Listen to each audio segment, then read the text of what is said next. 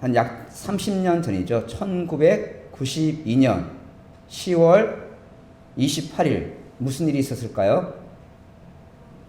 기억 못 하십니까? 전 세계가 난리 났던 적이 있습니다. 지구가 종말한다. 그래서 휴가한다고 사람들이 모여가지고 밤새 날쳤던 그때가 있습니다. 이장님을 주축으로 이 한국교회만 아니라 이 사회에 큰 문제를 일으켰던 사건이죠. 휴거 사건입니다. 1992년 10월 28일 자정이 되면 예수님이 재림하시고 그래서 공중 휴거가 일어나고 그래서 많은 사람들이 뭐 이제 지구가 종말하니까 학교도 안 가고 또 직장인은 직장을 그만두고 군대에서 휴가 나온 군인들은 휴가를 안 들어갔습니다. 자, 그때 전 세계 생중계를 했습니다. 휴가하는 장면을 생중계했지만 아무 일도 일어나지 않았습니다. 자, 1992년 10월 28일 왜 그들은 휴거를 기다리면서 예수님의 재림을 기다렸을까? 자, 지구의 종말을 얘기하면 항상 등장하는 인물이 한 사람 있습니다. 여러분 잘 모르시는 분일 텐데 노스트라다무스라는 이런 사람이 있습니다. 지금 한 400년 전의 사람인데 이 사람이 예언하기를 그 책에서 1999년에 지구가 종말한다. 그렇게 예언을 했습니다. 그러니까 이장님이라는 사람이 여기에다가 마지막 종말 전에 7년 대환란이 있을 것이니까 1999년에서 7년을 빼면 1992년에 휴가가 일어난다고 그렇게 사람들을 속였던 것이죠. 자, 지금 보면 말도 안 되는 사건이지만 그 당시 수많은 사람들이 그것에 현혹되어서 재산을 팔고 그 사람의 돈을 다 보내고 많은 사람들이 그것에 현혹된 것을 보게 됩니다. 자, 성경에 기록된 하나님의 말씀보다 노스트라다무스라는 그 사람의 말을 더 믿었던 것이죠.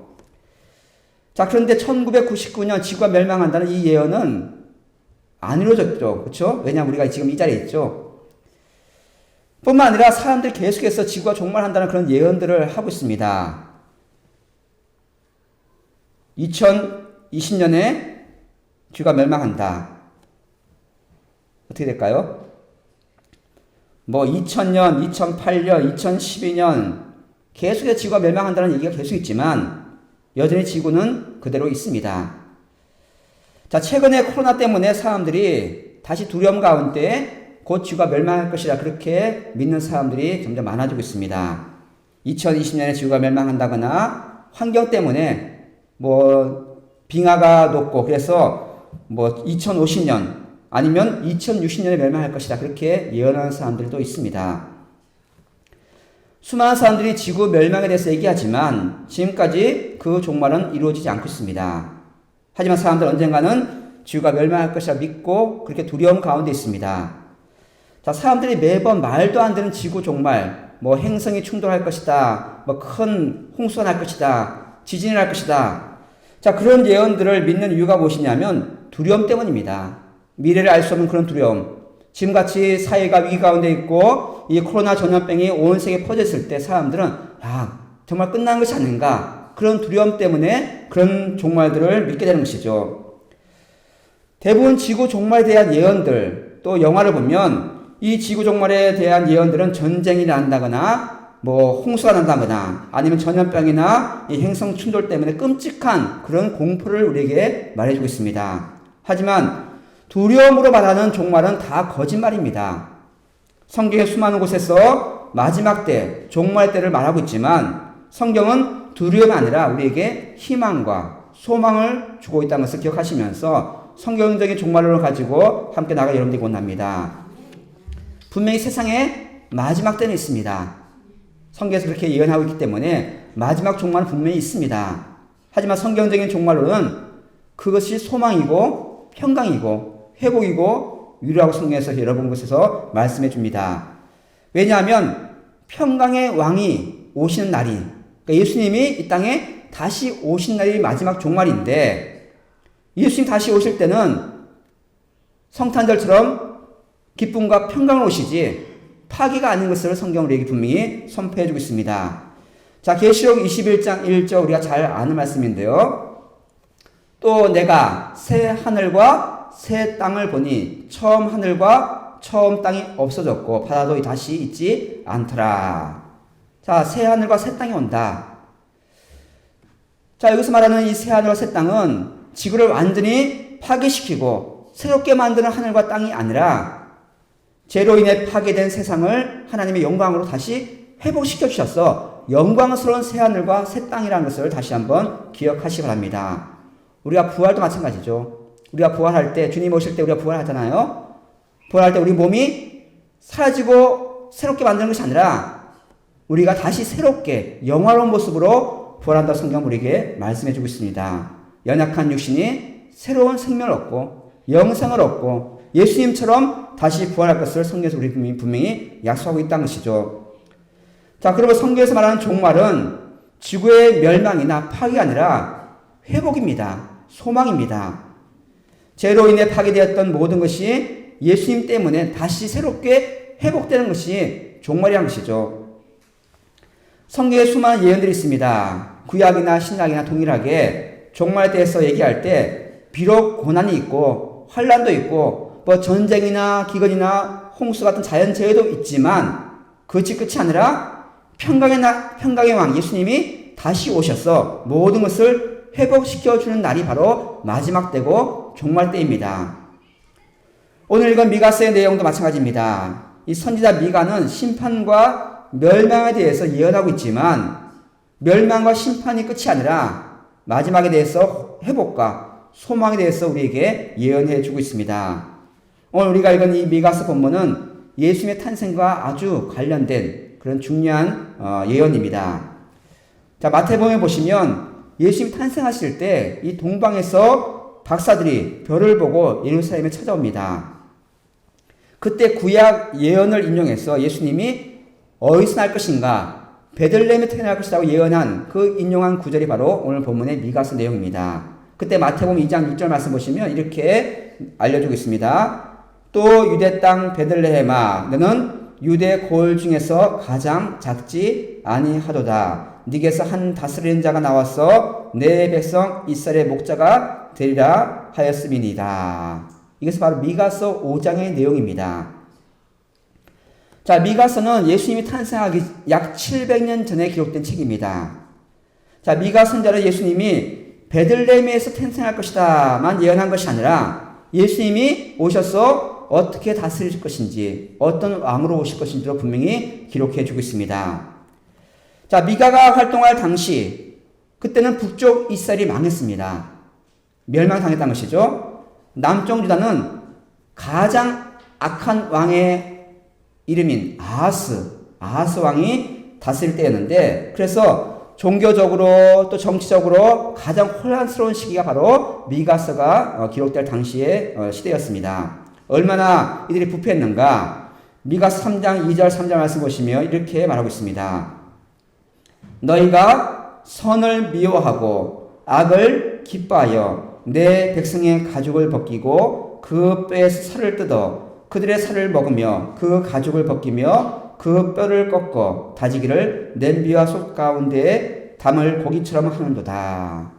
물론 그렇게 사람을 그렇게 하지 않았겠죠. 하지만 그만큼 남의 것을 빼앗고 고통스럽게 하고 힘 있는 자가 가난한 자들께서 모든 것을 빼앗아서 정말로 고통스러운 날이 바로 미가서가 기록될 당시의 이스라엘의 모습이었습니다.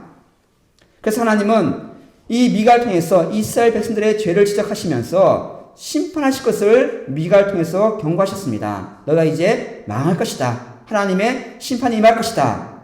하지만 미가는 심판만 경고한 것이 아니라 하나님께서 그들을 구원하실 회복의 말씀도 함께 주고 있는 것을 오늘 본문을 통해서 알 수 있습니다. 성경에서 말하는 심판은 마지막이 아닙니다. 성경에서 마지막 종말은 심판이 아니라 회복이라는 것을 다시 한번 기억하시면서 두려움이 아니라 기쁨으로 감사로 매일매일 살아가는 여러분들이 원합니다. 왜냐하면 마지막 때 하나님께서 자기 백성들을 통치할 새로운 왕을 보내신다고 약속하고 있는데 그 왕이 바로 메시아, 우리가 믿는 예수 그리스도라는 것이죠. 자, 미가서 5장 2절 말씀. 베들레헴 에브라다야, 너는 유다 족속 중에 작을지라도 이스라엘을 다스릴 자가 네게서 내게로 나올 것이라. 그의 근본은 상고에 영원에 있느니라. 자, 베들레헴 또 에브라다는 다윗의 고향입니다. 자, 이스라엘을 다스릴 자가 다윗의 후손으로 오신다고 약속하고 있는데, 자, 오실 메시아는 그 기원이 다윗이 아니라 영원이라고, 태초라고 오늘 미가서는 예언하고 있습니다. 영원부터 계셨고 태초부터 계셨고, 그래서 영원하신 하나님의 아들 예수 그리스도가 베들레헴에서 탄생할 것을 미가는 예언하고 있는 것입니다. 자, 미가가 이처럼 미래에 대해서 예수님이 오실 것을 예언할 때 아까도 말씀드렸지만 이스라엘은 멸망 직전이었습니다. 북쪽 이스라엘은 이미 멸망당했고 남쪽 유다도 너무나 악이 심하기 때문에 하나님이 심판할 것을 계속 경고하는 그런 때였습니다. 하지만 마지막 때 우리를 구원할 메시아가 올 것을 미가는 우리에게 분명히 약속하고 있습니다. 만왕의 왕 메시아가 온 세상 다스릴 때 심판과 두려움이 아니라 평강으로 다스릴 것을 예언하고 있습니다. 4절 말씀 보시면 그가 여호와의 능력과 그의 하나님 여호와의 이름의 위엄을 의지하고 서서 목축하니 그들이 거주할 것이라. 이제 그가 창대하여 땅끝까지 미치리라. 자, 서서 목축한다. 자, 예수님은 우리의 목자가 되셔서 양을 보호하듯이 우리를 다스린다고 성경 예언하고 있습니다. 자, 보통 왕은 어떻게 합니까? 왕 위에 앉아가지고 군림하죠. 말 한마디로 사람들 다스립니다. 통치합니다. 하지만 오늘 본문에 보시면 오실 왕, 새로운 왕은 서서 군림하는 것이 아니라 목자처럼 우리를 다스린다고 말하고 있다는 것이죠. 심지어는 미가서를 여러분 보시면 오실 메시아, 오실 새로운 왕은 직접 양의 우리가 되신다. 울타리가 되시고 망대가 되셔서 양을 보호하시고 지키실 것이라고 약속하고 있습니다. 미가 선자는 그 메시아, 다시 오실 메시아의 이름이 평강이라고 분명히 선포하고 있습니다. 5장 5절 말씀 보시면 이 사람은 평강이 될 것이라. 아수르 사람이 우리 땅에 들어와서 우리 궁들을 밟을 때에는 우리가 7 목자와 8 군왕을 일으켜 그를 치리니. 다시 오실 메시아, 새로운 왕은 그 이름이 평강이라고 말하고 있다는 것이죠. 예수님은 샬롬, 평강의 왕으로 오셨습니다. 예수님 우리에게 두려움이 아니라 근심이 아니라 참된 평강과 참된 행복과 영원한 구원을 주실 것을 미가는 예언하고 있습니다. 또한 우리의 상처를 싸매시고 고쳐주시고 우리가 실패했다면 우리가 빈 곳을 하나님께서 채우신다고 약속하고 있다는 것이죠. 허물어진 것을 다시 회복시켜 주십니다. 우리가 예수님을 신뢰한다면, 예수 믿는다면 어느 누구도 우리를 위협할 수 없음을 말해주고 있습니다. 아수르, 그 당시에 가장 강력한 아수르가 땅을 밟을지라도 새로운 왕이 우리를 지켜주시고 보호해 주신다고 분명히 약속하고 있다는 것이죠. 평강의 왕이신 예수님 앞에는 아무런 힘을 쓸 수가 없습니다. 세상에 어떤 나라가 온다 할지라도 하나님은 우리를 지켜주시고 우리에게 은혜를 베푸실 것을 미가를 통해서 우리 분명히 예언해 주고 있습니다. 예수님이 이 땅에 오셔서 심판과 두려움이 아니라 평강을 베풀어 주셨습니다. 아픈 자를 고쳐주시고 가난한 자를 살펴주시고 죄인들을 구원하셔서 우리에게 은혜를 베풀어 주셨던 것이죠. 마지막 때, 종말 때는 다시 오셔서 모든 것을 회복시켜준다고 성경은 여러 곳에서 말씀해주고 있습니다. 예수님 우리 고난에서 우리를 건드리시고 우리 모든 죄를 사해주시고 그렇기 때문에 우리가 참된 평강을 누릴 수가 있는 것이죠. 자, 말씀 읽겠습니다. 코로나19 벌써 1년이 됐습니다. 참 1월 달에 몇 개월이면 끝날 줄 알았는데 내년에도 끝난다는 보장이 없습니다. 참 너무나 어려운 시기를 겪고 있습니다. 코로나만 아니라 여러 가지 경제적인 상황이 좋지 않습니다. 올 여름에는 우리가 경험하지 못했던 큰 태풍도 우리가 경험했죠. 그리고 홍수 때문에 전국이 참 혼란한 가운데 있었습니다. 내년에 어떻게 될까요? 더 좋아질까요? 나빠질까요? 알 수 없습니다. 이 코로나19가 끝난다 할지라도 또 다른 전염병이 우리를 찾아올 것이라고 생각합니다. 여러 가지 자연재해들, 전쟁의 위협이 계속될 것입니다. 그래서 사람들은 두려워하죠. 이제 점점 끝나는구나. 마지막 때가 되어서 우리가 이제는 이 지구가, 이 땅이 완전히 파괴되고 끔찍한 고통이 찾아올 것이라 두려워 떨고 있습니다. 하지만 우리는 두려워할 필요가 없다는 것이죠. 마지막 때, 종말의 때는 성탄의 기쁨처럼 그 평강의 주님이 다시 오시기 때문에 우리는 전혀 염려할 필요가 없습니다. 하지만 여전히 두려움이 있습니다. 어떤 두려움이냐면 하나님의 진노의 때인데 우리 연약한 죄인들이 어떻게 하나님 앞에 설 수가 있는가. 요한계시록 보니까 불이 떨어지고 지진이 나고 온갖 전쟁이 나고 너무 두렵습니다. 하지만 전혀 두려워할 필요가 없다는 것이죠. 왜냐하면 예수님이 계시기 때문에. 그 예수님의 이름이 뭐라고요? 평강이다. 예수님이 우리의 소망이 되시고 예수님이 평강이 되셔서 하나님의 진노를 막아주시고 하나님과 우리를 화해시켜 주시기 때문에 우리는 전혀 염려하거나 두려워할 필요가 없습니다. 그래서 미가 선지자는 마지막에 그가 경험한 하나님, 그가 받은 은혜를 이렇게 노래하고 있습니다. 미가서 7장 18절 19절 말씀에 주와 같은 신이 어디 있으리이까? 주께서는 죄악과 그 기업에 남은 자의 허물을 사유하시며 인애를 기뻐하심으로 진노를 오래 품지 아니하시나이다. 다시 우리를 불쌍히 여기셔서 우리의 죄악을 발로 밟으시고 우리의 모든 죄를 깊은 바다에 던지시리다.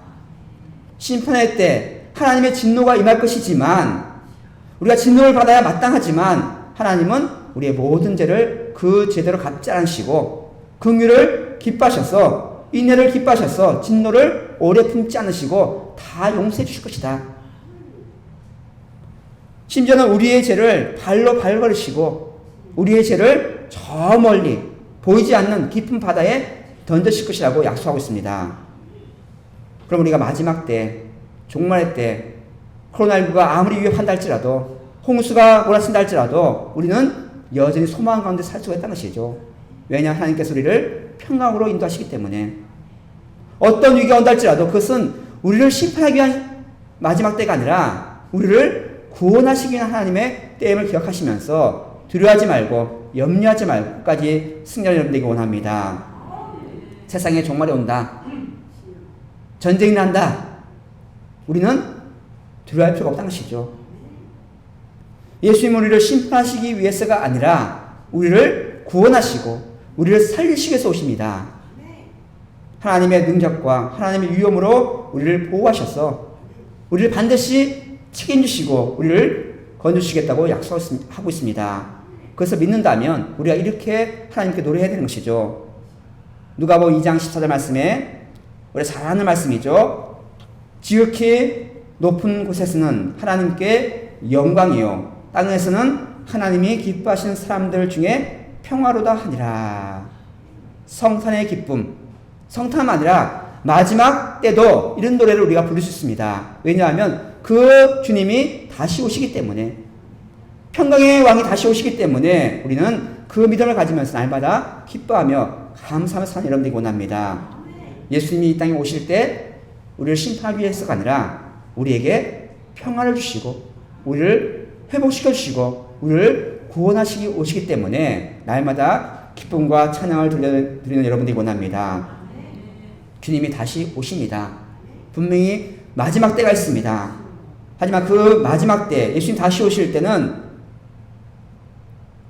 두려움이 아니라 기쁨이고 소망이란 것이죠. 그래서 우리는 마지막 때를 기다려야 됩니다. 사람들 두려워하죠. 어떻게 하면 피할 것인가? 어떻게 하면 도망갈 것인가? 하지만 우리는 오히려 그것을 기다리며 인내하는 여러분들이 원합니다. 마지막 때, 종말의 때, 그것은 바로 구원의 때, 회복의 때, 은혜의 날이기 때문에 날마다 주님 어서 오십시오. 주님 다시 오십시오. 날마다 기다리는 여러분들이 원합니다.